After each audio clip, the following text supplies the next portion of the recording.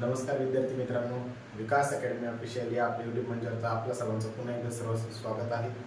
तर आपल्या सर्वांना माहिती आहे की आपल्या स्पर्धा परीक्षामध्ये जे कोणी स्पर्धा परीक्षांची तयारी करत असतात किंवा 9वी 10वीचे विद्यार्थी यांना ग्रामरमध्ये चेंज द व्हॉइस हा टॉपिक नक्कीच असतो.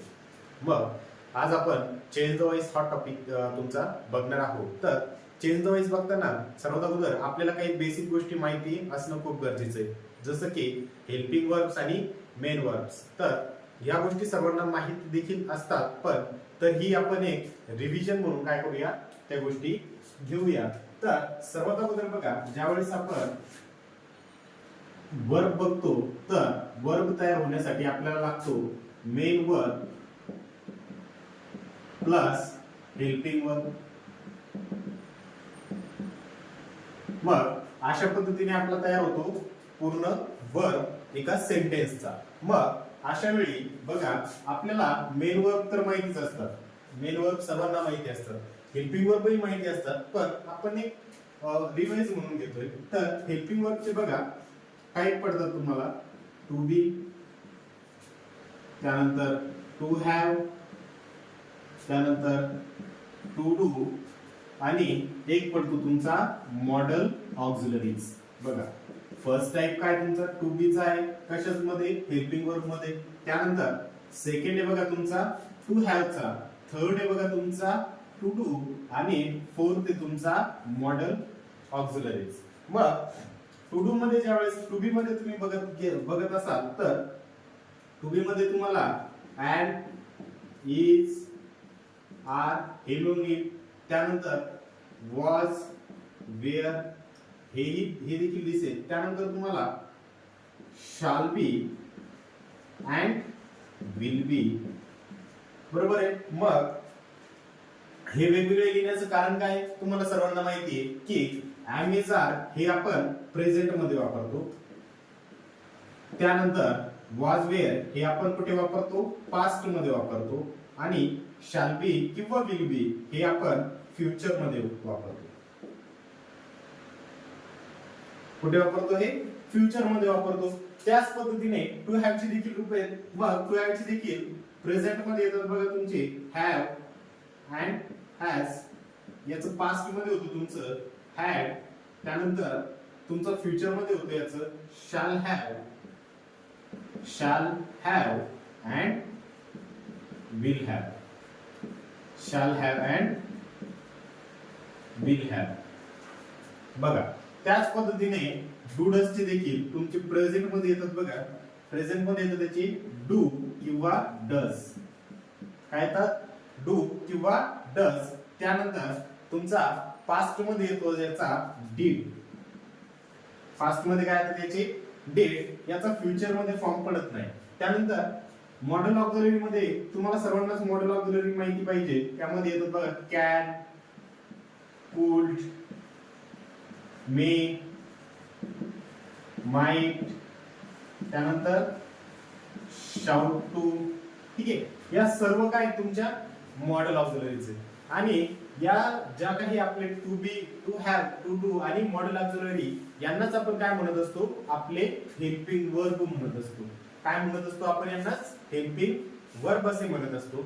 मग चला आता वळूया आपण चेंज द व्हॉइस या आपल्या टॉपिक कडे. मग चेंज द व्हॉइस म्हणजेच काय, की तुमचा एक ऍक्टिव्ह व्हॉइस असेल तर त्या ऍक्टिव्ह व्हॉइसचा पॅसिव्ह व्हॉइस करायचा. मग चेंज द व्हॉइस मध्ये व्हॉइसचे प्रकार किती झाले तुमचे, दोन झाले. पहिला झाला बघा तुमचा active voice, active voice and second one is passive voice.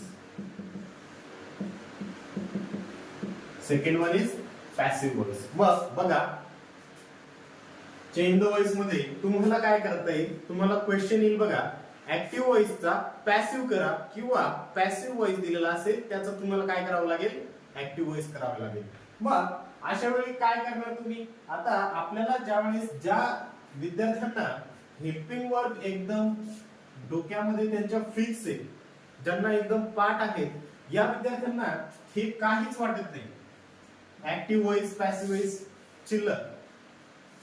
पण ज्या विद्यार्थ्यांची हेल्पिंग वर्ब किंवा त्यांना वर्बच ओळखता येत नसेल, मग तो मेन वर्ब असो किंवा हेल्पिंग वर्ब असो, अशा विद्यार्थ्यांना वर्ब शिकणं खूप गरजेचं आहे. मग बघा, वर्ब मध्ये मेन वर्ब असेल आणि हेल्पिंग वर्ब. प्रत्येक सेंटेन्स मध्ये तुमचा मेन वर्ब येईल असं काही आहे का? नाही. तर काही सेंटेन्स मध्ये तुमचे हेल्पिंग वर्ब हे मेन वर्ब म्हणून सुद्धा काय करतात, काम करत असतात. मग चला समोर बघूया आपण चेंज द व्हॉइस मध्ये ऍक्टिव्ह व्हॉइस आणि पॅसिव्ह व्हॉइस यांचं स्ट्रक्चर बघूया. बघा, आता फर्स्ट आहे आपला ऍक्टिव्ह व्हॉइस. कोणता आहे? ऍक्टिव्ह व्हॉइस आहे. मग या ऍक्टिव्ह व्हॉइसचं स्ट्रक्चर बघा, ज्याचं स्ट्रक्चर असतं subject plus verb plus object. ठीक आहे. बघा, आपल्या सेंटेन्सचं जे स्ट्रक्चर आहे, ठीक आहे, या सेंटेन्सचं स्ट्रक्चर कसं असतं? ऍक्टिव्ह व्हॉइस मध्ये तुमचा सब्जेक्ट येतो, त्यानंतर वर्ब येतो आणि त्यानंतर काय येतो? तुमचा ऑब्जेक्ट येतो.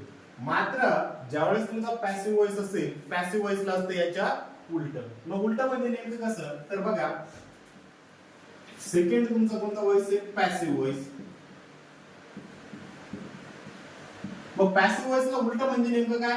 तर काहीच बदल होत नाही. वर्ब हा वर्बची जागा बदलत नाही.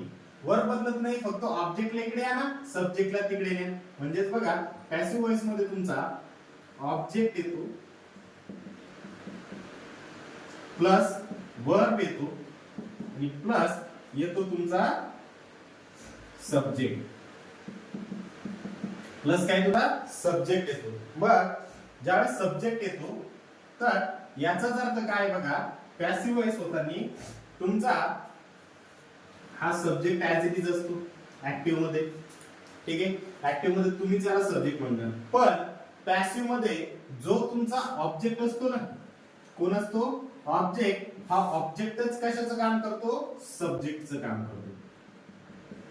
कशाचं काम करतो हा ऑब्जेक्ट? सब्जेक्टचं काम करतो. मग याचे शॉर्ट मध्ये जर आपण फॉर्म लिहिले तर बघा, S plus V plus O, याचं लिहिलं तर O plus V plus S. हे आपण या पद्धतीने काय करत असतो? यांचे स्ट्रक्चर तयार करत असतो. पण पॅसिव्ह मध्ये हा ऑब्जेक्टच काय करत असतो? सब्जेक्टचं काम करत असतो. हा ऑब्जेक्टच तुमचा सब्जेक्टचं काम करत असतो. इथे मात्र हा सब्जेक्ट ऍज इट इज असतो आणि इथला जो सब्जेक्ट आहे तो तुमचा कशाचं काम करतो? इकडे ऑब्जेक्टचं काम करतो. कशाचं? ऑब्जेक्टचं. जास्त कन्फ्युज व्हायची गरज नाहीये. डायरेक्टली याला तुम्ही सब्जेक्ट ऑब्जेक्ट न म्हणता डायरेक्टली असंही लिहिलं की subject plus verb plus object हा तुमचा ऍक्टिव्ह व्हॉइस झाला. पॅसिव्ह व्हॉइस होताना याचा काय होतो? Object plus verb plus subject. ही कन्सेप्ट जरी तुम्हाला क्लिअर झाली तरी तुम्हाला सेंटेन्स मध्ये काय की जो कोणता तुमचा वर्ब असेल, वर्ब ओळखून लगेच तुम्हाला त्याचं काय करता येईल? व्हॉइस चेंज करता येईल. काय चेंज करता येईल तुम्हाला? व्हॉइस. मग स्ट्रक्चर समजलं आपल्याला. ऍक्टिव्ह व्हॉइसचं पॅसिव्ह करताना ऍक्टिव्ह व्हॉइस मध्ये असतो सब्जेक्ट, वर्ब आणि ऑब्जेक्ट. पॅसिव्ह मध्ये जर त्याला जायचं असेल तर जो काही तुमचा ऑब्जेक्ट असतो तो सब्जेक्टची जागा घेतो, त्यानंतर वर्ब हा त्याच ठिकाणी असतो आणि जो सब्जेक्ट आहे तो सब्जेक्ट तुमच्या ऑब्जेक्टची जागा घेतो. बघा, काही जास्त आहे का? काहीच नाही. फक्त सब्जेक्ट आणि ऑब्जेक्टची काय तुमची आदला बदल आहे. सब्जेक्टला इकडे न्या, ऑब्जेक्टला तिकडे आणा. यातच तुमचा काय झाला? चेंज द व्हॉइस क्लिअर झाला. त्यानंतर आपण बघा ऍक्टिव्ह व्हॉइस बघितला आणि पॅसिव्ह व्हॉइस. म्हणजेच यांचे आपण काय बघितले आतापर्यंत? फक्त स्ट्रक्चर बघितले.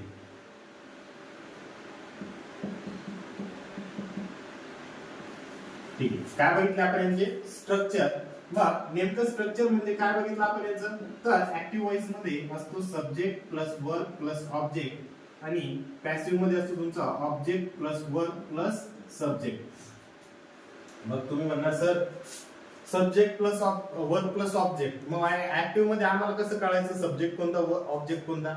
तर तुम्हाला नेहमी एक कुठल्याही प्रकारचं सेंटेन्स अगोदर काय असतं? दिलेलं असतं. जर तुम्हाला ऍक्टिव्ह मध्ये दिलेलं असेल त्याचं पॅसिव्ह करायला सांगेल. मग ऍक्टिव्हचं तर सेंटेन्स तुम्हाला याच पद्धतीने मिळणार, subject plus verb plus object. मग त्यानंतर राहिलं काय, तुम्हाला पॅसिव्ह मध्ये ज्यावेळेस करायचं तर तुम्हाला काय करावं लागेल, फक्त सब्जेक्ट आणि ऑब्जेक्टची आदला बदल. मग राहिला प्रश्न वर्बचा. मग चला आता तो वर्ब बघूया आपण, की वर्ब सुद्धा आपण कोणत्या पद्धतीने, कशा पद्धतीने ओळखू शकतो. मग बघा, तुम्ही गिरणीत जाता का? सर्वच जातात गिरणीत. जे की गिरणीत जाण्यासाठी सर्वांना काय होतं, जीवावर खूप येत असतं, पण तरी आपल्याला आईच्या धाकाने गिरणीमध्ये जावं लागतं. मग गिरणीत गेल्यानंतर बघा, कुणी काय करतं, कुणी गहू आणतंय, कुणी बाजरी आणतंय, कुणी ज्वारी आणतंय, कुणी डाळ आणत असेल बेसन पीठ करण्यासाठी. ठीक आहे, तर त्या आणल्यानंतर तुम्ही इथून काहीही जरी टाकलं, कुठलंही धान्य जर त्या गिरणीमध्ये तुम्ही टाकलं, तर त्याचं काय मिळतं तुम्हाला, त्याचं काय मिळतं, पीठच मिळतं. बरोबर आहे ना. तुम्ही ज्या वेळेस गहू नेले, बाजरी नेली, की तुम्हाला बाजरीच्या भाकरी करून देतात का ते तिथे? नाही. तुम्हाला काय करावं लागतं, की त्या ठिकाणी तुम्ही जे काही धान्य नेणार, त्या धान्याचं तुम्हाला काय मिळणार, पीठ तयार करून मिळणार. मग अशाच पद्धतीने आपला हे बघा, ज्यावेळेस ऍक्टिव्हचं पॅसिव्ह करा असं ज्यावेळेस तुम्हाला सांगण्यात येईल, त्यावेळेस एक गोष्ट नेहमी लक्षात ठेवा, की ऍक्टिव्ह मध्ये तुम्हाला कुठलीही वर्ब येऊ द्या, V1, V5, V2, V3 आणि V4, यापैकी तुम्हाला कुठलीही वर्ब येऊ द्या. काय म्हणतोय मी, यामध्ये कुठलीही वर्ब येऊ द्या, ती बाहेर येताना बघा तिचं काय होणार आहे, तिचं रूपांतर V3 मध्ये होणार आहे.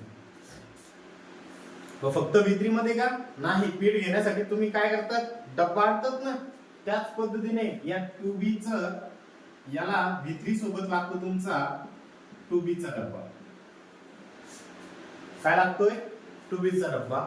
मग एक गोष्ट लक्षात ठेवायची, की मला ऍक्टिव्ह व्हॉइस मध्ये आणि पॅसिव्ह व्हॉइस मध्ये, ज्यावेळेस मला ऍक्टिव्ह व्हॉइसचा पॅसिव्ह व्हॉइस करायचा, त्यावेळेस मला फक्त एकच माहिती आहे, की कुठलाही वर्ब येऊ द्या ऍक्टिव्ह मध्ये, मला पॅसिव्ह करताना त्याचा फक्त 2B प्लस V3 हेच रूपांतर करायचं. काय करायचंय, 2B प्लस V3. मग तुम्ही म्हणणार, सर इतकं तर आम्हाला कळालेलं आहे. समजलं. काय समजलं, की तुम्ही सांगितलं आम्हाला V1, V2, V3, V4, V5 कुठलाही वर्ब आपल्या ऍक्टिव्हच्या सेंटेन्स मध्ये आला, ठीक आहे, तर त्याचं पॅसिव्ह होताना काय होतं, 2B प्लस V3 होतं. आणि जर सर मग आम्हाला काय आला, जर पॅसिव्ह आला, मग आम्ही ऍक्टिव्ह कसं करणार. ती ट्रिक याच्यापेक्षाही सोपी. ती ट्रिक कशी आहे तुमची, याच्यापेक्षाही खूप सोपी आहे. मग सोपी कशी, तर ज्यावेळेस बघा तुम्हाला ऍक्टिव्हचं पॅसिव्ह करताना तुम्हाला मेन वर्ब कडे खूप जास्त लक्ष द्यावं लागतं. कुठे लक्ष द्यावं लागतं, तुमच्या मेन वर्ब कडे. पण ज्यावेळेस तुम्ही पॅसिव्हचं ऍक्टिव्ह करता, काय म्हणतोय मी, ज्यावेळेस तुम्ही पॅसिव्हचं ऍक्टिव्ह करता, त्यावेळेस तुमची जी काही मेन वर्ब असेल, त्या मेन वर्बला झाकून टाकायचं आणि उरलेली तुमची असते हेल्पिंग वर्ब, त्या हेल्पिंग वर्बचा तुमचा टेन्स बघायचा. सपोज तुमचा टेन्स असेल तिथे वॉज स्पोकन, ही झाली तुमची कंप्लीट वर्ब. कुठली, पॅसिव्ह मध्ये. मग तुम्हाला पॅसिव्हचं करायचं ऍक्टिव्ह, मग ही वर्ब टाकायची. असं समजायचं ही वर्बच नाही. काय समजायचं, वर्बच नाही. आणि एक गोष्ट नेहमी लक्षात ठेवा, तुम्हाला ज्यावेळेस पॅसिव्हचं वाक्य मिळेल, पॅसिव्हचं वाक्य 2B प्लस V3 असंच मिळणार. त्यामध्ये तुम्हाला हेल्पिंग वर्ब दिसणार म्हणजे दिसणार. मग बघा, आता तुम्ही म्हणणार, सर मग हे तर ठीक आहे, तुम्ही सांगताय की ज्यावेळेस आम्हाला पॅसिव्ह व्हॉइस मध्ये वॉज स्पोकन जर अशी वर्ब आली, तर मेन वर्बला झाकून टाकायचं. आम्ही झाकलंय, मग याच्यावरून कसं ओळखायचं, तर बघा वॉजचा टेन्स कोणता आहे तुमचा, याचा टेन्स आहे पास्ट. बरोबर आहे की नाही. आताच आपण हेल्पिंग वर्ब बघितले, प्रेझेंट मधले, पास्ट मधले. मग हे 2B च्या रूपामधला कुठला वर्ब आहे, हा पास्ट मधला आहे. मग तुमच्या आन्सर मध्ये डायरेक्टली काय शोधणार तुम्ही, पास्ट टेन्सचं सेंटेन्स शोधणार, किंवा पास्टचा काय शोधणार तुम्ही, त्या ठिकाणी तुमचा मेन वर्ब शोधणार. मग आता इथे वॉज स्पोकन आहे, तर तिकडे काय होईल, फक्त तिकडे काय येईल तुमचा स्पोकन. म्हणजेच त्या सेंटेन्स मध्ये फक्त तुमचा स्पोकन एवढा शब्द येईल. हा वॉज त्या ठिकाणी राहील का, अजिबात राहणार नाही. सॉरी, काय येईल त्या ठिकाणी, V2 येईल तुमचा. काय V2. म्हणजेच इथे जर तुमचा वॉज हा कसा आहे, पास्ट आहे, तर मग तुमचा पास्ट म्हणण्यासाठी तुम्हाला फक्त त्या वाक्यात काय शोधावं लागेल, V2. V2 च्या आसपास जर तुम्हाला हेल्पिंग वर्ब दिसला, आन्सर कट करायचं, फक्त शोधायचा काय, V2. म्हणजेच या स्पोकनचा V2 फॉर्म शोधायचा. काय शोधायचा, स्पोकनचा V2 फॉर्म शोधायचा. त्याच वेळेस तुम्हाला काय मिळणार, आन्सर हे मिळून जाणार. ठीक आहे, कन्सेप्ट क्लिअर झाली. काही अवघड आहे का, काहीच नाही. बघा, ज्यावेळेस तुमचा ऍक्टिव्ह हा ऍक्टिव्ह आहे, रेड वाला ऍक्टिव्ह, हा झाला तुमचा पॅसिव्ह. या ऍक्टिव्हला करायचं पॅसिव्ह मध्ये. मग ऍक्टिव्हला पॅसिव्ह मध्ये करताना तुमच्याकडे वर्ब आहे बघा, V1 V2 V3 V4 आणि V5. ह्या पाचही वर्ब ज्यावेळेस यांचं रूपांतर तुम्ही पॅसिव्ह मध्ये करता, त्यावेळेस ह्या वर्ब नष्ट होऊन यांच्या जागी त्याच वर्बचे V3 हा फॉर्म येतो. त्या वर्बचा कोणता फॉर्म येतो, V3. आणि V3 हा एकटा येतो का, नाही, तर V3 हा येतो सोबत टू बी चा डब्बा घेऊन. काय घेऊन येतो सोबत, टू बी. म्हणजेच याची कशी स्ट्रक्चर कसं तयार होतं, तुम्ही इकडे V1 V2 V3 V4 काहीही टाका ऍक्टिव्ह मधून पॅसिव्ह करताना, तर पॅसिव्ह होताना त्याचं फक्त आणि फक्त टू बी प्लस V3 होणार. काय होणार त्याचा, टू बी प्लस V3. चला, त्यानंतर काही अशी हेल्पिंग वर्ब आहेत की जे ऍक्टिव्हचे पॅसिव्ह होताना कसे होतील ते सुद्धा आपण काय करूया, बघूया. तर बघा, आपण आतापर्यंत बघितलं की काय ऍक्टिव्ह मध्ये V1 V2 V3 V4 V5 कोणताही वर्ब घेऊन द्या, त्याचं पॅसिव्ह होताना काय होतं, टू बी प्लस V3 होतो. मग काही वेळेस बघा तुम्हाला काय विचारतात, जर वाक्यामध्येच तुम्हाला टू बी आला, ऍक्टिव्हच्या वाक्यामध्ये जर टू बी आला, तर मग काय करणार. किंवा जर तुम्हाला वाक्यामध्ये टू हॅवचं रूप आलं, मग समोर काय करणार, तुम्हाला जर शाल बी आलं तर काय करणार. तर या प्रश्नांच्या उत्तरांसाठी चला आपण बघूया यांचे कन्वर्जन कसे होतात. मग सर्वात अगोदर बघा, ज्यावेळेस तुम्हाला ऍक्टिव्ह मध्ये टू बी प्लस V4 काय स्ट्रक्चर, आता टू बी प्लस V4 काय आहे, तुमचा वर्ब आहे. काय असणार आहे to be plus V4, verb structure असणार आहे तुमचं. मग ज्यावेळेस तुमच्या वर्ब मध्ये टू बी प्लस V4 असं स्ट्रक्चर जर ऍक्टिव्ह मध्ये आलं, तर त्याचं पॅसिव्ह होताना काय होत असतं, त्याचं पॅसिव्ह होताना होतं to be plus being plus V3. Sir तुम्ही आताच तर म्हटले की कोणताही verb to be plus V3 होईल. हा बीइंग कुठे मध्ये आलाय का असा मनामध्ये प्रश्न, नक्कीच आला असेल, येऊ द्या. ज्यांच्या मनामध्ये प्रश्न आला नाही त्यांचं लक्षच नाही किंवा त्यांचा तेवढा अभ्यासच नाही. मग बीइंग हा का आला, ज्यावेळेस तुमच्या वाक्यामध्ये ING हा फॉर्म येतो, ज्यावेळेस तुमच्या वाक्यामध्ये कोणत्या पॅसिव्हच्या सेंटेन्स मध्ये ज्यावेळेस V4 येतो किंवा ING येतो, तर त्या ING च्या बदल्यामध्ये, आता त्या ING ला काढायचं म्हटलं त्याच्या बदल्यात काहीतरी घ्यावं लागेल की नाही, मग त्याच्या बदल्यामध्ये आपल्याकडे येतो बीइंग.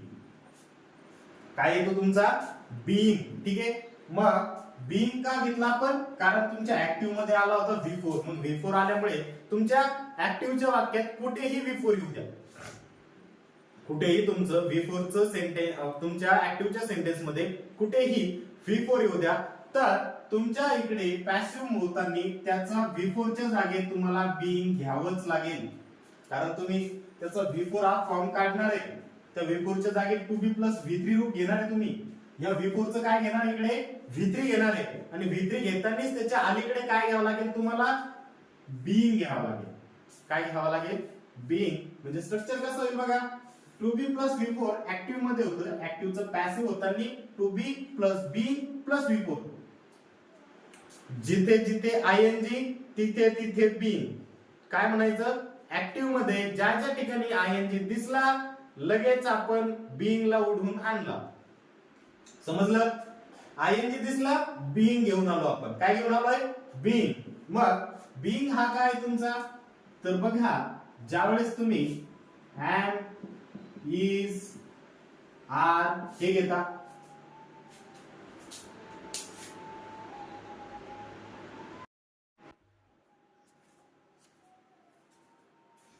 तर समोर बघा अँड इज आर तुमचा असतो, त्यानंतर वॉज वेअर, त्यानंतर असतो तुमचा बीन आणि शेवट असतो तुमचा बीन. सर हे काय आहे नेमकं? आपण हे टू बी चे रूप बघितले का? Am is are was were shall be will be. ठीक आहे, हे काय आहे? ते दुसरं काही नाही, टू बी चे रूप आहे. हे बघा V1 होतो तुमचा एम इज आर अँड बी, यापैकी कुठल्याही फॉर्माला समजायचं काय तो V1 आहे. याचा V2 होतो वॉज किंवा वेअर. V2 काय होतो तुमचा? वॉज होतो किंवा वेअर होतो. त्यानंतर V3 होतो तुमचा बीन आणि V4 काय होतो तुमचा? काय होतो? बीइंग होतो. काय होत असतो तुमचा V4? बीइंग हा होत असतो. मग V4 बघा वाक्यात V4 होता, टू बी कडे तुमचा सॉरी ऍक्टिव्ह मध्ये काय होता तुमचा? V4 होता. तो V4 काढला आणि आपण काय घेतलं? आपल्याला माहिती आहे की कुठलंही वाक्य होते आपल्याला फक्त टू बी V3 याच्याशिवाय याच्या पलीकडे जायचंच नाही. टू बी प्लस V3 याच्या पलीकडे जायचंय का आपल्याला? नाही. टू बी च्या ऐवजी दुसरं कुठलं रूप येईल का त्या ठिकाणी? अजिबात येऊ शकत नाही. मग बघा V4 च्या ऐवजी आपण काय घेतलंय? टू बी चाच रूप घेतलंय. कोणता फॉर्म घेतला? V4 form being. To be हे ग्रुप इथे येईलच. इथे एक ग्रुप काय होईल तुमचं? येईलच. हे रूप कशावर डिपेंड असेल? तुमच्या या टू बी वरती डिपेंड असेल. ठीक आहे. त्यानंतर to be plus being plus V3.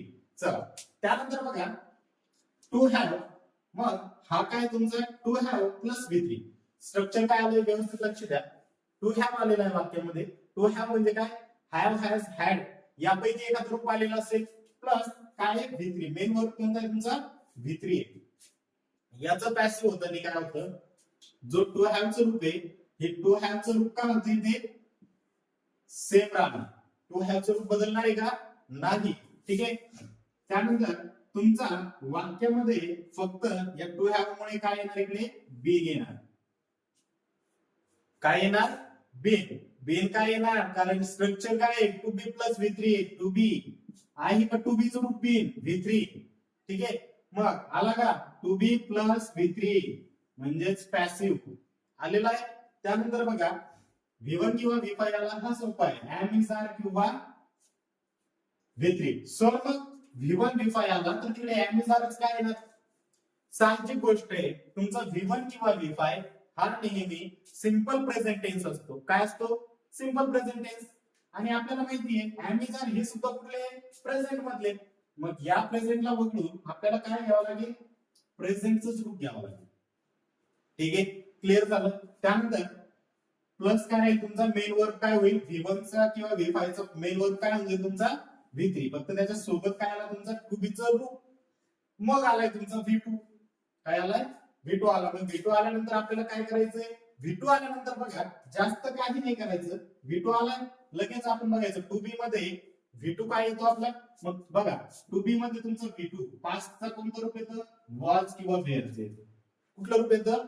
Was किंवा वेअर. मग इथे तुम्ही कसं घेणार? वॉज किंवा वेअर. मग हे वॉज आणि वेअर केव्हा घेणार? मग हे तुमच्या सब्जेक्ट वर डिपेंड राहील.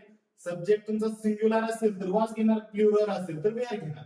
मग झालं वॉज वेअर प्लस V3.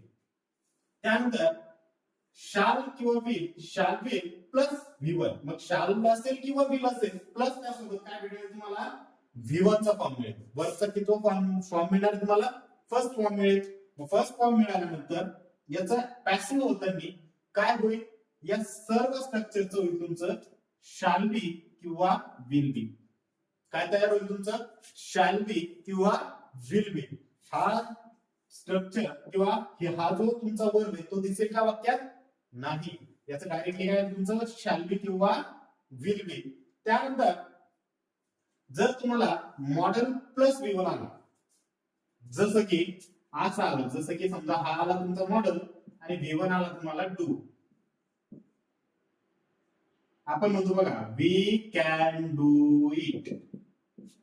असंही म्हणतो यू कॅन डू इट. तू ते करू शकतो. You can do it. मग बघा तुमच्या सेंटेन्स मध्ये काय आलं तुमचा कॅन डू. ठीक आहे. मग याचं ज्या वेळेस तुम्ही काय करणार पॅसिव्ह करणार. मग पॅसिव्ह करताना तुम्ही बघा बी मॉडेल राहणार तुमचं कॅन, तिथे येणार तुमचं बी आणि V3 चा फॉर्म येणार डू चा डीड. सिंपल गोष्ट आहे की नाही, काहीच नाही, फक्त एवढं लक्षात ठेवा to be plus V3 to be plus V3.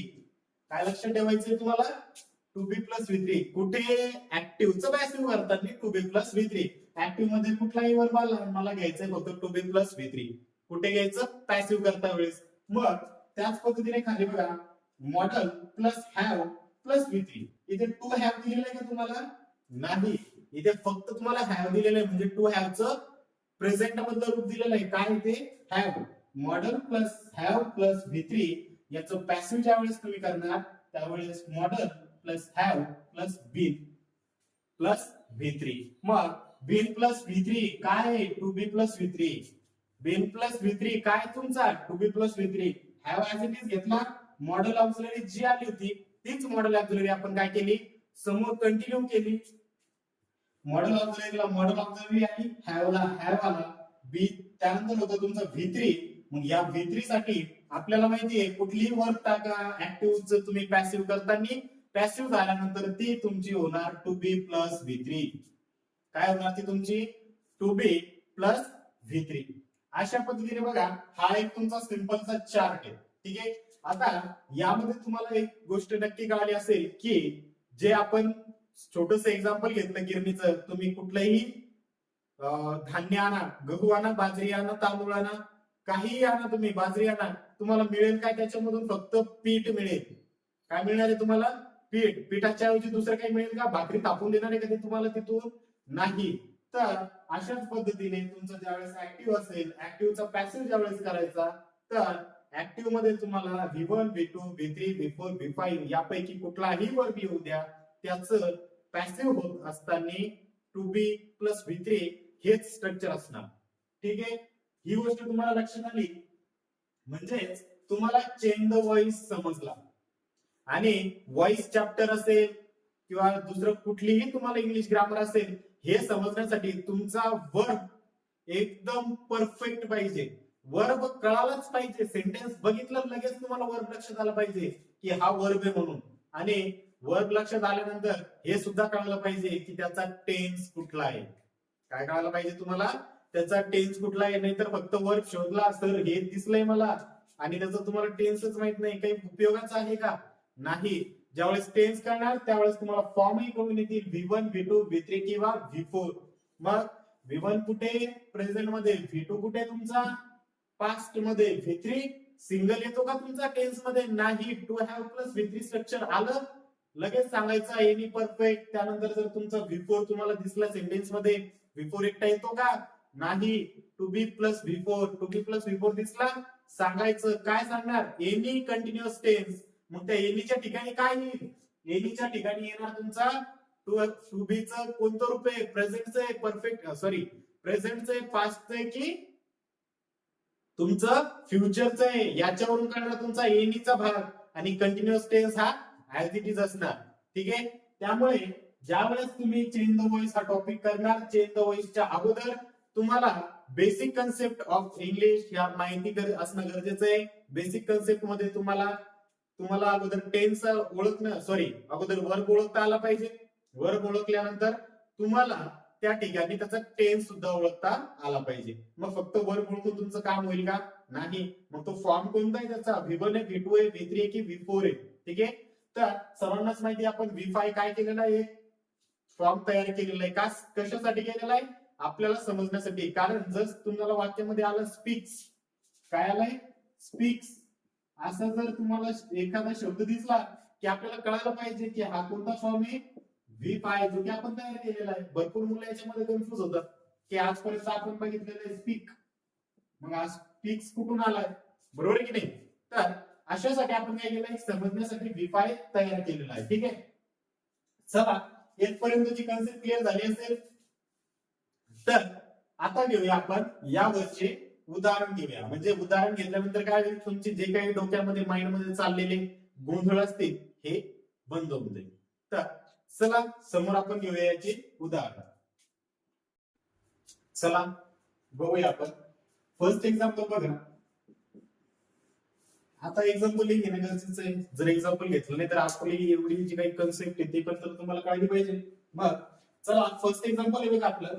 The dog chased the cat. काय? The dog chased the cat. मग अशा वेळी याचं तुम्ही जर वर्ब बघितला तर काय दिसणार तुम्हाला? चेस्ड. हा चेस्ड काय तुमचा वर्ब आहे. कुठला फॉर्म आहे हा तुमचा? V2 आहे. ओळखता यायला पाहिजे. फक्त वर्ब ओळखून चालेल का? नाही, फॉर्म कुठला आहे ते सुद्धा तुम्हाला ओळखता आलं पाहिजे. मग याचं ज्यावेळेस तुम्ही पॅसिव्ह करणार त्यावेळेस बघा आपल्याला तर माहिती आहे पॅसिव्ह होताना काय होतो? Subject plus verb plus object. हा आहे आपला ऍक्टिव्हचा. पॅसिव्ह होताना काय होतो? तो object plus verb plus subject. मग आता याला इकडे घेऊन या आपण. चला घेऊन येऊ बरं. The cat. मग चेस आलेलं आहे. सर फॉर्म कोणता आहे ना? To be plus V3. डोक्यातच ठेवायचं. काय? To be plus V3. काय? To be plus V3. मग टू बी काय येईल? कोणता आहे तुमचा? V2. म्हणजे टू बीचं कुठलं रूप येईल? पास्टचं येईल. मग पास्टचं कोणतं रूप येईल? वॉज येईल. वॉज का बरं येईल? कारण कॅट सिंग्युलर आहे. सिंग्युलर म्हटल्यानंतर याचा कुठला वर्ब येईल? हेल्पिंग वर्ब सिंग्युलर येईल. वॉज. मग चेस्डचं काय? V3 फॉर्म काय येईल? चेस्डच राहील. मग the cat was chased by the dog. फक्त एक नवीन काय ऍड झाला तुमचा? बाय. काय ऍड झाला? बाय. बघा कसं झालं? The cat was chased by the dog. चला सेकंड या. सेकंड बघा. Ram played hockey. काय? राम काय करतोय? हॉकी खेळतोय. मराठीतून काही घेणं नाही का? नाही. फक्त काय करायचं? सर आम्हाला वर्ब सापडली. कुठे? सर प्लेड वर्ब आहे. बरोबर आहे का? प्लेड काय आपली वर्ब आहे. कुठला फॉर्म आहे? V2 फॉर्म आहे. मग सर लगेच सांगतो ना मी. हॉकी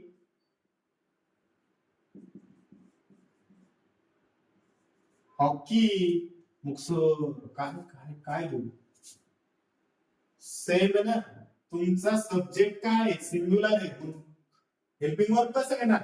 सिंग्युलरच घेणार. मग प्लेडचं काय येते? सिंग्युलर. टू बी चं रूप काय येईल तुमचं? वॉच. प्लेडचं V3 काय राहील? प्लेडच राहील. प्लेडचं V3 चेंज होतो का? नाही. Hockey was played by Ram. मग कोणाद्वारे? हॉकी रामद्वारे खेळण्यात आली. बरोबर आहे की नाही? मग चला नेक्स्ट थोडस नेक्स्ट लेवल घेऊ आपण. Rita will take a photograph. काय? Rita will take a photograph. मग याच्यामध्ये वर्ब कोणती आहे? सर हे घ्या ना वर्ब भेटली ना. विल टेक वर्ब आहे. सांगितलं आणि डोळे धरून. चला सांगितलं घ्या समोर. मग काय करायचंय? सब्जेक्टला तिकडे वेगळा ऑब्जेक्टला इकडे घेऊन यायचं. चला आलो मी घेऊन. अ फोटोग्राफ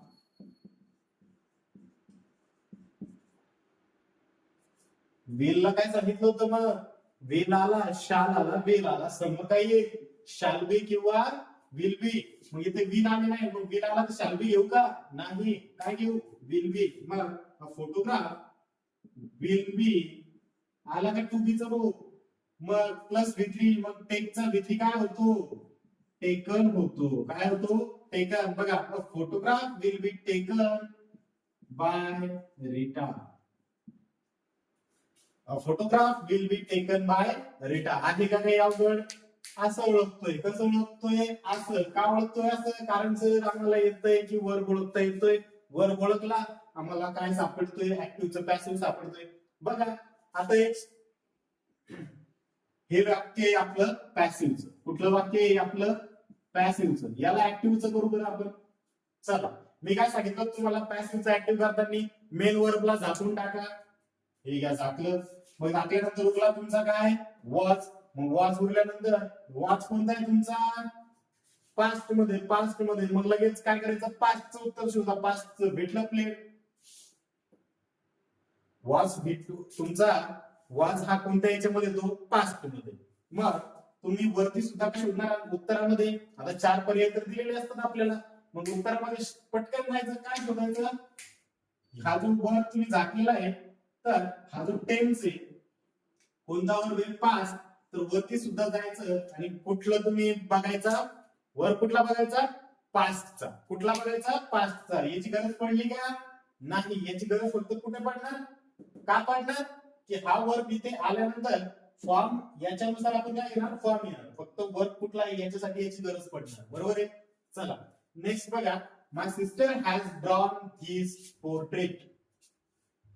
मग सर लगेच येतं ना मला? मग लगेच येतं म्हटल्यानंतर काय? सर बघा आता चालू करतो आम्ही. बघा, धिस पोर्ट्रेट. This portrait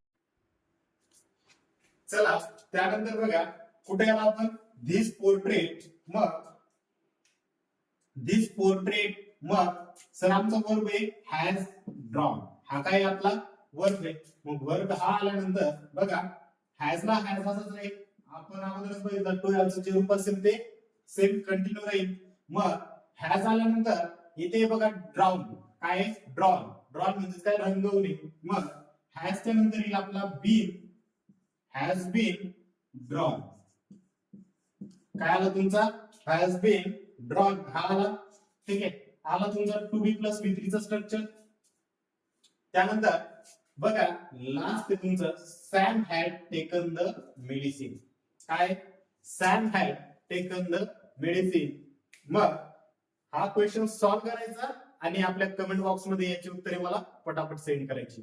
तर आजचा आपला व्हिडिओ इथेच आपण काय करतोय? स्टॉप करतोय. पुन्हा एकदा जाता जाता आपण रिवाइज करूया. Active, passive. ऍक्टिव्हचा पॅसिव्ह करताना कुठलाही वर्ब असो त्याचं रूपांतर to be plus B three मध्ये होणार. आणि ज्यावेळेस आम्हाला पॅसिव्हचा ऍक्टिव्ह करायचा त्यावेळेस मेन वर्ब झाकणार. त्यानंतर हेल्पिंग वर्बचा कुठला टेन्स आहे त्या टेन्सचं काय शोधणार? वाक्य शोधणार, जे की आम्हाला मिळेल ऍक्टिव्ह व्हॉइसचं. ठीक आहे. आणि ऍक्टिव्ह व्हॉइस मध्ये एक सर्वात महत्वाची गोष्ट लक्षात ठेवा की तुमची जेवढेही टेन्सचे वाक्य असतील, ठीक आहे, आपले जेवढे काही टेन्सचे वाक्य असतात ते सर्वच्या सर्व वाक्य कुठे येतात? आपल्या ऍक्टिव्ह व्हॉइस मध्ये. कुठे येतात? ऍक्टिव्ह व्हॉइस मध्ये. चला तर आज आपण या बेसिक कन्सेप्ट सोबतच काही प्रश्न सुद्धा आपण बघितलेले. आता नेक्स्ट सेशन मध्ये आपण फक्त प्रश्नांचा वर्षाव आणूया आणि फक्त काय करूया? या प्रकारचे प्रश्न सॉल्व्ह करूया. ठीक आहे. चला आता आपण आपला व्हिडिओ काय करूया? हे याच ठिकाणी थांबूया. आपल्या व्हिडिओच्या तुम्हाला काही तक्रारी असेल, काही सजेशन्स असतील तर कमेंट बॉक्स मध्ये मला नक्कीच देत चला. आणि आपल्या व्हिडिओला जास्तीत जास्त लोकांपर्यंत पोहोचवण्याचा काय करा? प्रयत्न करा. चला या ठिकाणी आपण काय करूया? थांबूया आणि भेटूया पुढच्या लेक्चर मध्ये.